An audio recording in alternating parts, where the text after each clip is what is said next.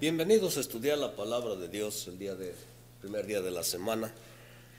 El día de hoy tocaremos un tema, el cual ha venido a ser un problema en los últimos días. El problema del divorcio. A través de lo que leemos en la Biblia, vemos que Dios detesta el divorcio. Estudiemos y vamos a ver lo que la Biblia nos dice acerca de ello. Primeramente vamos a ver los propósitos del matrimonio. Abran sus Biblias en el libro de Génesis, capítulo 2 y versículo 18.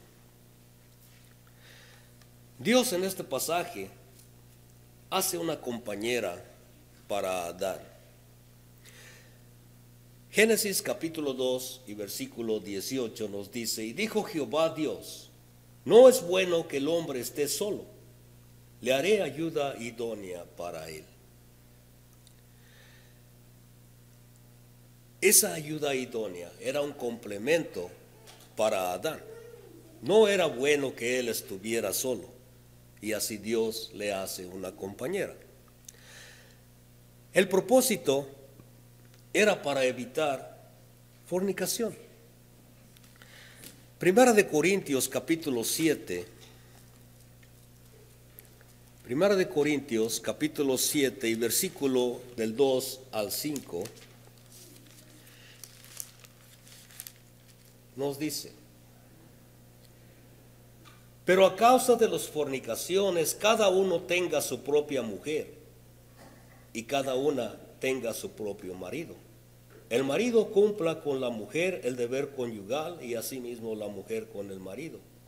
La mujer no tiene potestad sobre su propio cuerpo, sino el marido, ni tampoco tiene el marido potestad sobre su propio cuerpo, sino la mujer. No os neguéis el uno al otro, a no ser por algún tiempo de mutuo consentimiento, para ocuparos sosegadamente en la oración y volver a juntaros en uno, para que no os tiente Satanás a causa de vuestra incontinencia. Vemos que así como el Señor nos da alimento para satisfacer el hambre, Dios nos da el matrimonio para satisfacer los deseos sexuales según los consejeros matrimoniales. Muchos hombres son egoístas y no consideran a sus esposas, sino que solamente quieren gratificar su propia pasión. Y por eso, según tales profesionales, estos consejeros matrimoniales aconsejan el divorcio.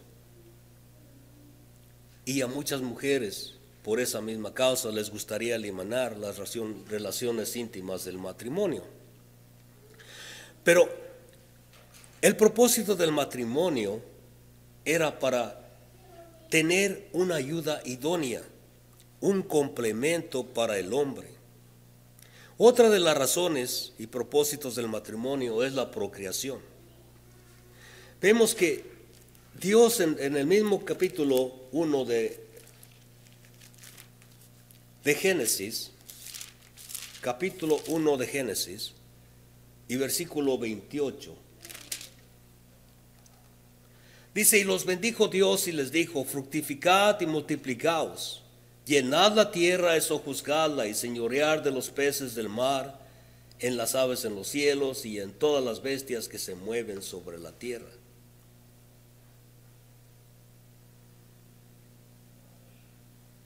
Procreación era una cosa de supervivencia. Pero no solo tener hijos, sino crearlos, criar a esos hijos en obediencia. El capítulo 5 de Génesis, versículo 14, nos dice: y fueron todos los días de Cainán 910 años y murió.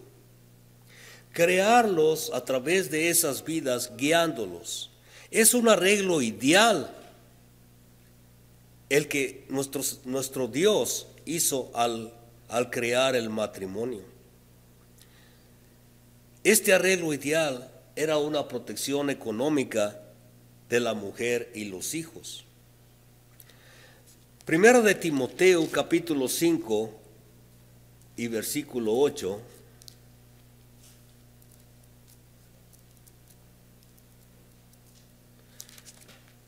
Primera de Timoteo, capítulo 5 y versículo 8 nos dice: porque si alguno no provee para los suyos y mayormente para los de su casa, ha negado la fe y es peor que un incrédulo.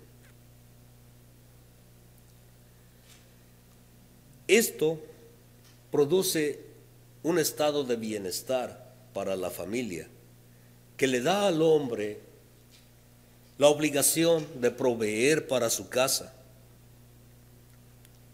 Y el divorcio o el abandono es una de las causas principales de la pobreza en cualquier país. Cuando en un país hay muchas personas que están divorciadas, la pobreza es mayor. Otro de los propósitos del matrimonio es la felicidad. El libro de los Proverbios capítulo 18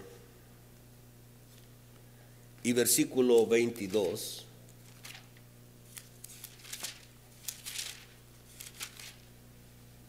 nos dice así: el que haya esposa, halla el bien y alcanza la benevolencia de Jehová.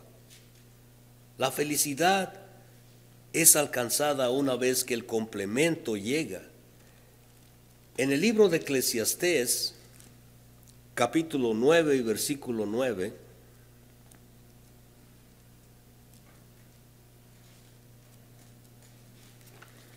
Eclesiastés capítulo 9 y versículo 9 dice: gózate la vida con la mujer que amas, todos los días de la vida de tu vanidad que te son dados debajo del sol.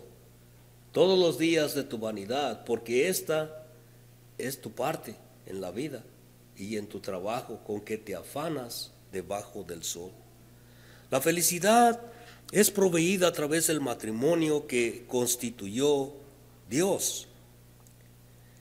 Y esto constituye al desarrollo de la personalidad de cada miembro de la familia, sobre todo la de los hijos, pues ellos se ven en el espejo de los padres. Esto constituye al bienestar de la sociedad en general.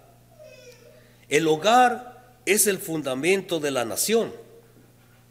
Si los hogares de los miembros de la iglesia son inestables, esto contribuye fuertemente al bienestar de la congregación.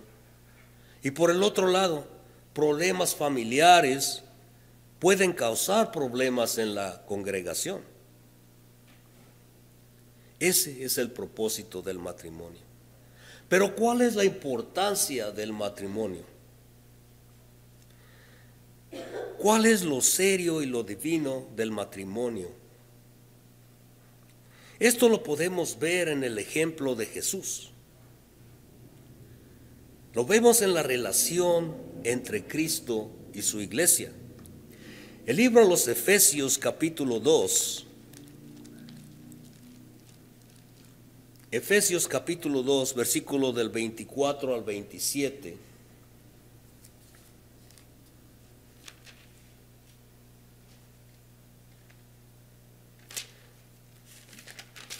Efesios capítulo 5, del 24 al 27. Nos dice: así que como la iglesia está sujeta a Cristo, así también las casadas los ten a sus maridos en todo. Maridos, amad a vuestras mujeres, así como Cristo amó a la iglesia y se entregó a sí mismo por ella, para santificarla, habiéndola purificado en el lavamiento del agua por la palabra, a fin de presentársela a sí mismo una iglesia gloriosa, que no tuviese mancha ni arruga, ni cosa semejante, sino que fuese santa y sin mancha. El ejemplo de Jesús. El versículo 32 nos dice: grande es este misterio, mas yo digo esto respecto de Cristo y de la iglesia. La relación de Cristo con la iglesia, lo serio y lo importante del matrimonio. Muchos no lo piensan así, pero el matrimonio es un pacto solemne hecho entre el hombre, la mujer y Dios. El libro de los Proverbios, capítulo 2, Proverbios capítulo 2 y versículo 17.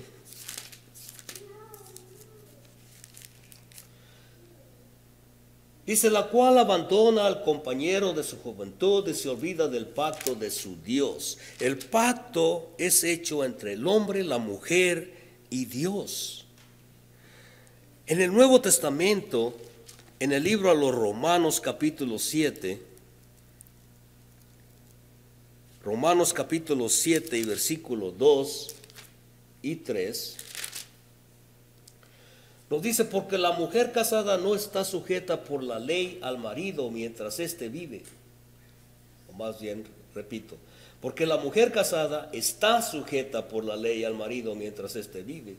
Pero si el marido muere, ella queda libre de la ley del marido. Así que si en vida del marido se uniere a otro varón, será llamada adúltera.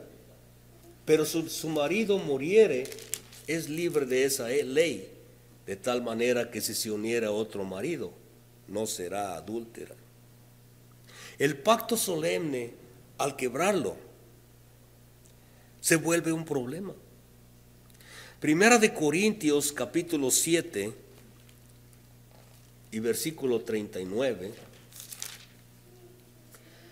nos dice, la mujer casada está ligada por la ley mientras su marido vive, pero si su marido muriere, libre es para casarse con quien quiera, con tal que sea en el Señor. Ese pacto es de por vida.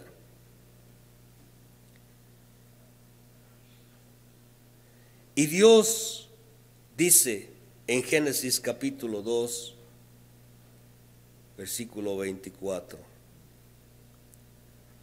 Pero leamos primero Mateo capítulo 19, versículos 5 y 6. Mateo capítulo 19, versículos 5 y 6. Y dice, y dijo, por esto el hombre dejará padre y madre y se unirá a su mujer, y los dos serán una sola carne.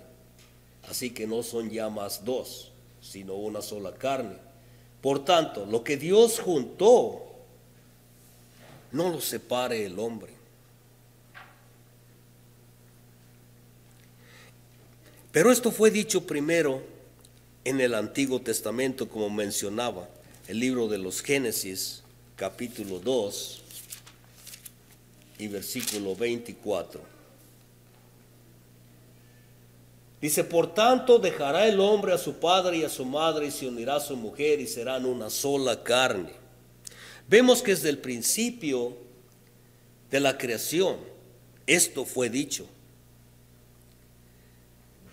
Y lo que Dios juntó, no lo separe el hombre. Vemos pues que el matrimonio es un arreglo permanente, pero no eterno. Porque vemos en Mateo capítulo 22 y versículo 29 y 30,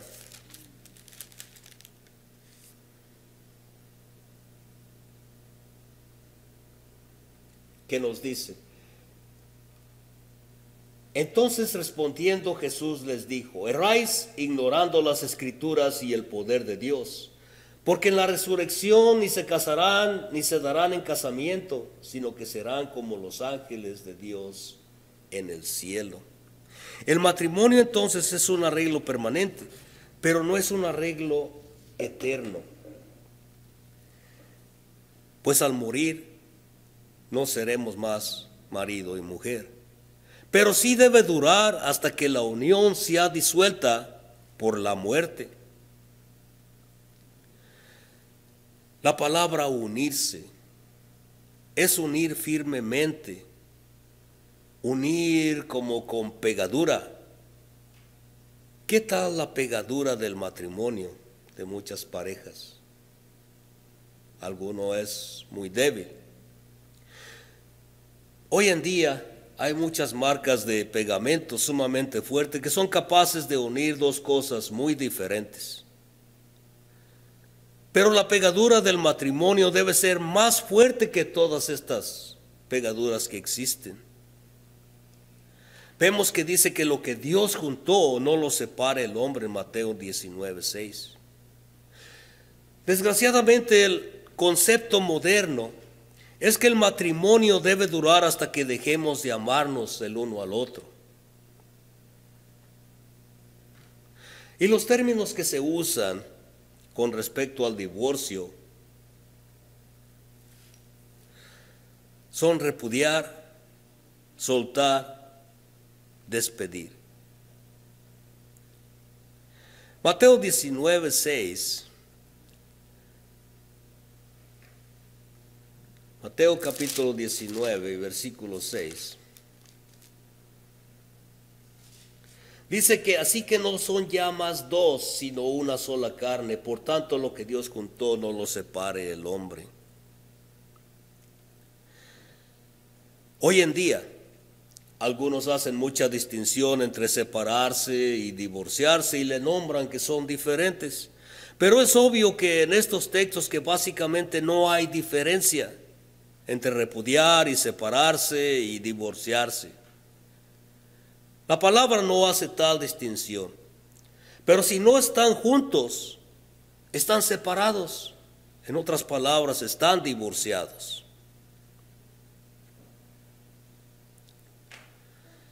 Veamos 1 de Corintios, capítulo 7 y versículo 10.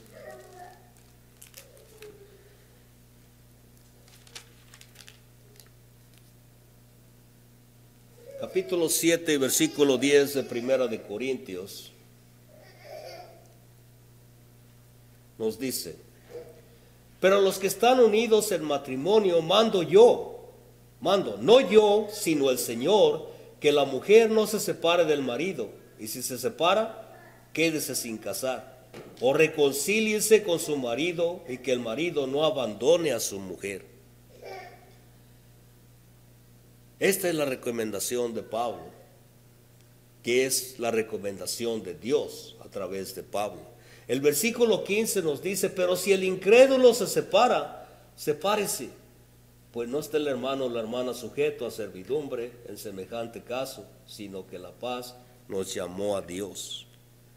Obsérvese que Pablo dice, no yo, sino el Señor, dice que la mujer no se separe del marido. Pablo usa la misma palabra que Jesús usó cuando dijo, no lo separe el hombre.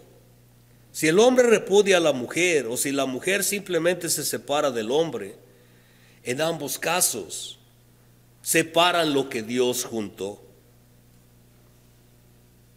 Si observamos bien en 1 Corintios 7, 11, que cuando la mujer se separa del marido, ya no está casada ante los ojos de Dios. Pues Pablo dice, quédese sin casar. La palabra casarse se usa para describir la unión matrimonial.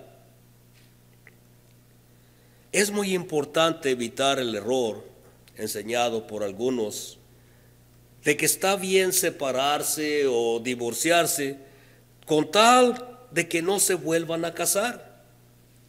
Pablo no dice tal cosa, por el contrario. Él prohíbe el separarse, él agrega, y si se separa, quédese sin casar. ¿Para qué? Para que no se cometa otro pecado que sería aún más difícil de corregir. Estando separada, hay esperanza de que se reconcilie con su marido, pero casándose con otro hombre, el asunto llega a ser mucho más complicado y difícil. Porque habiendo contraído matrimonio con otro, ha cometido adulterio.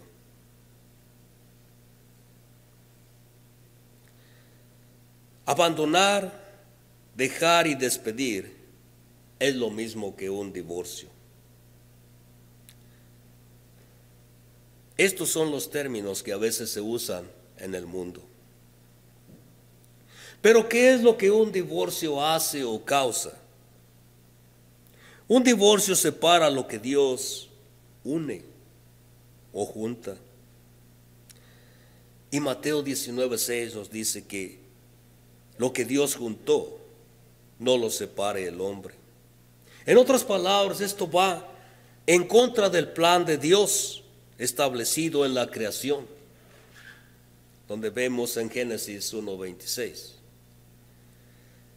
que dejará el hombre padre y madre y se unirá a su mujer.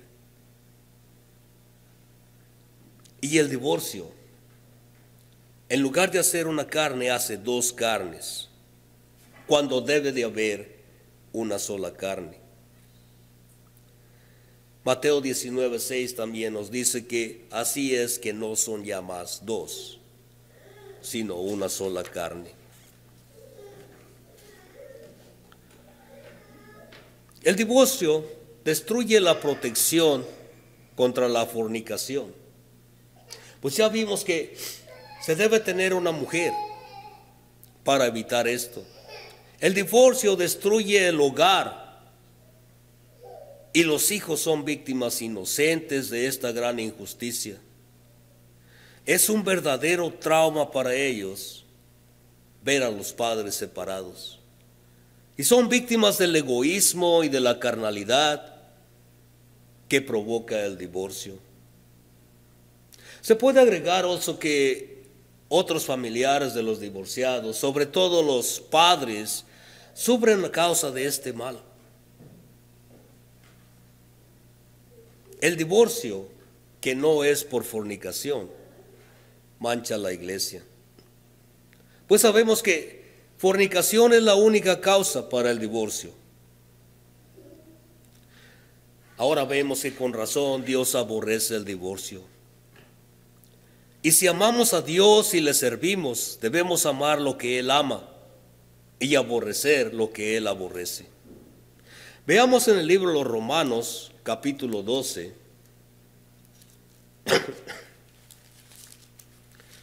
Romanos capítulo 12 y versículo 9 nos dice: el amor sea sin fingimiento, aborreced lo malo y seguid lo bueno. Hebreos capítulo 1 y versículo 9.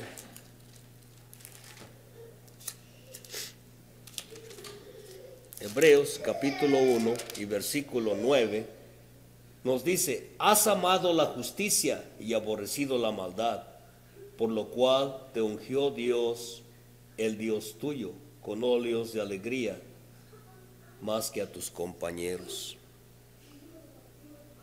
Si los cristianos tuvieran la mente de Dios, ni pensarían en el divorcio.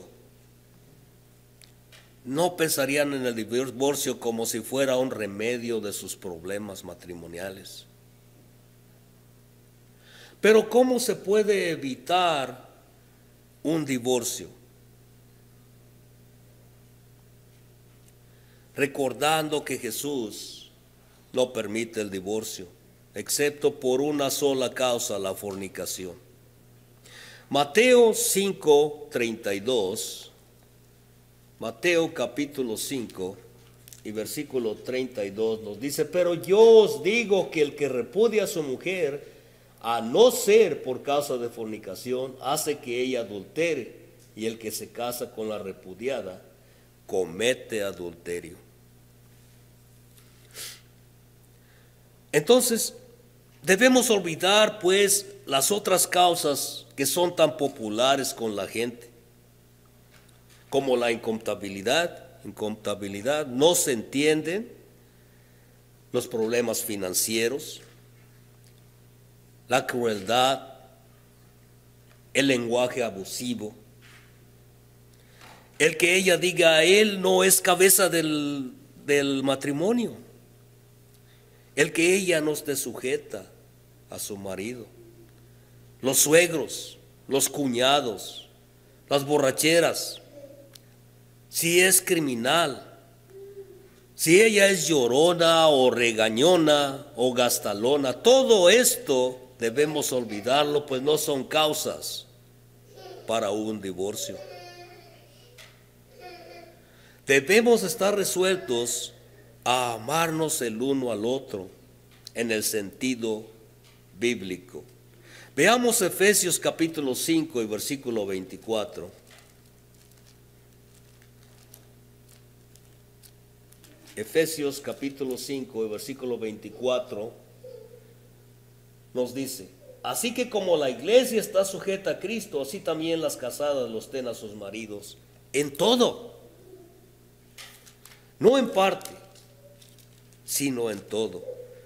El libro de Tito, capítulo 2 y versículo 4 y 5 nos dice que enseñan a las mujeres jóvenes a amar a sus maridos y a sus hijos, a ser prudentes, castas, cuidadosas de su casa, buenas, sujetas a sus maridos, para que la palabra de Dios no sea blasfemada.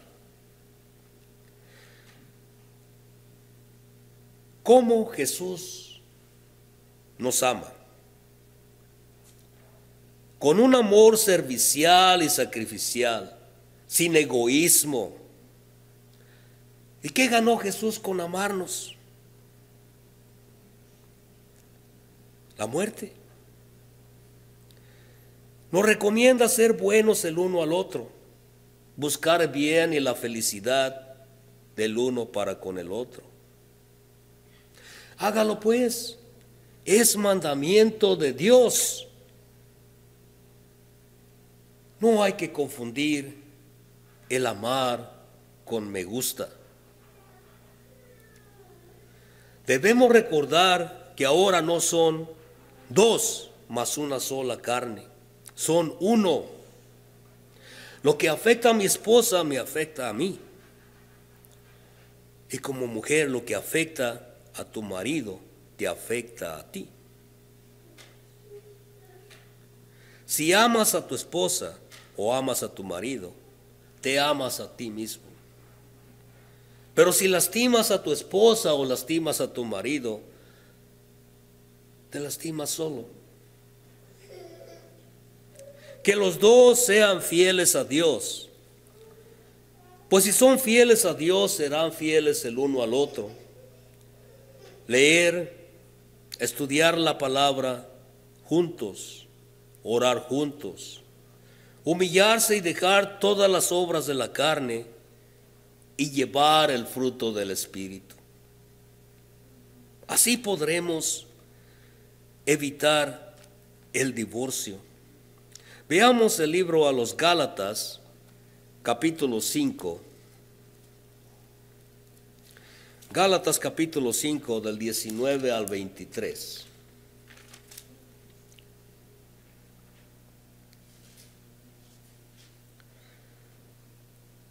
Dice: y manifiestas son las obras de la carne, que son adulterio, fornicación, inmundicia, lascivia, idolatría, hechicería, enemistades, pleitos, celos, iras, contiendas, disensiones, herejías, envidias, homicidios, borracheras, orgías y cosas semejantes a estas, acerca de las cuales os amonesto, como ya os lo he dicho antes, que los que practican tales cosas no heredarán el reino de Dios.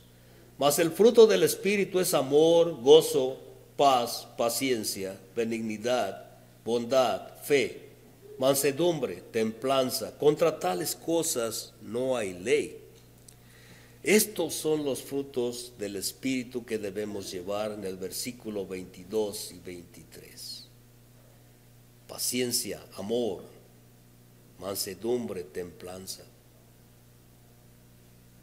No ser áspero y duro y cruel con tu cónyuge. Vivir con él o con ella sabiamente. Debe haber una plena confianza en uno en el otro. Dejar los celos, las envidias, las sospechas. Una de las bendiciones más grandes de Dios es la plena confianza en la pareja. Esto produce un sentimiento de seguridad y de tranquilidad. Podemos lograrlo también asociándonos con miembros fieles, maduros espiritualmente, porque tal asociación fortalece el matrimonio, pues las parejas se ayudan mutuamente y conviene que los cristianos se junten frecuentemente para estudiar y cantar himnos, como también simplemente estar juntos para comer y disfrutar otras actividades. Si los miembros se asocian solamente en las reuniones de la iglesia, ¿qué tan fuertes serán esos lazos de amistad y confianza entre ellos? Cuando hay problemas en el matrimonio, ¿quién les podrá ayudar? ¿O quién les ayudará? Estudiar cuidadosamente los principios bíblicos que producen buenas relaciones con otros, es decir, ver cómo nos podemos asociar y cómo nos podemos llevar bien con otros. En cuanto a la verdad bíblica, hay que estar firme. Pero hay muchos pleitos sobre opiniones. Por eso no hay que pensar que siempre tenemos que salirnos con la nuestra o salirte tú con la tuya. Romanos capítulo 12, versículo del 3 al 10. Libro a los Romanos, capítulo 12, versículo del 3 al 10.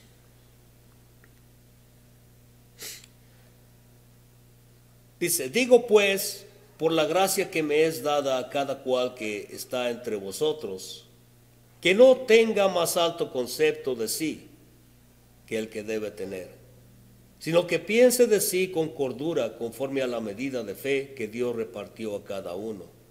Porque de la manera que en un cuerpo tenemos muchos miembros, pero no todos los miembros tienen la misma función, así nosotros siendo muchos, somos un cuerpo en Cristo y todos miembros los unos de los otros.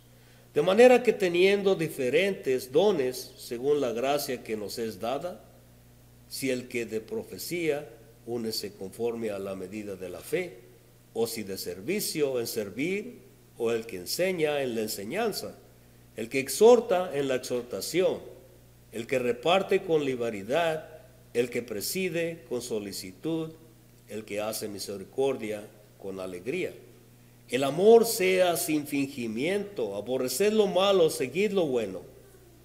Amaos los unos a los otros con amor fraternal, en cuanto a honra, prefiriéndonos los unos a los otros. Dar preferencia a otros es importante. Cada uno considere al otro como más importante que sí mismo. El marido es la cabeza de la familia, sí. Pero esto no quiere decir que la mujer siempre tiene que complacerle en todo. Pues si el hombre ama a su esposa, él quiere complacerla.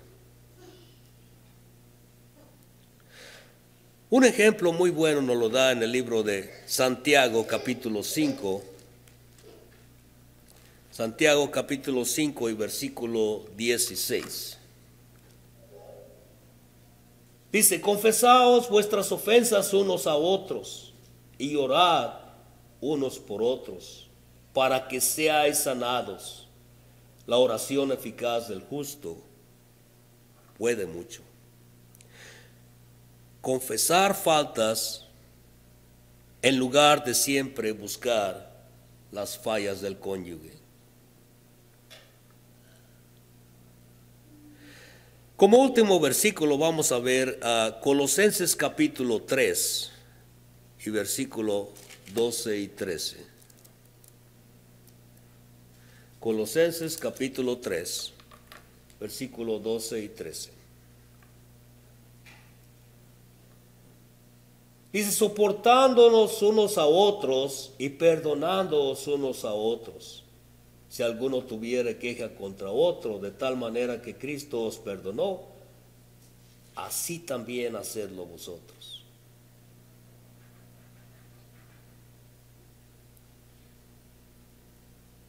No leí el 12, ¿verdad?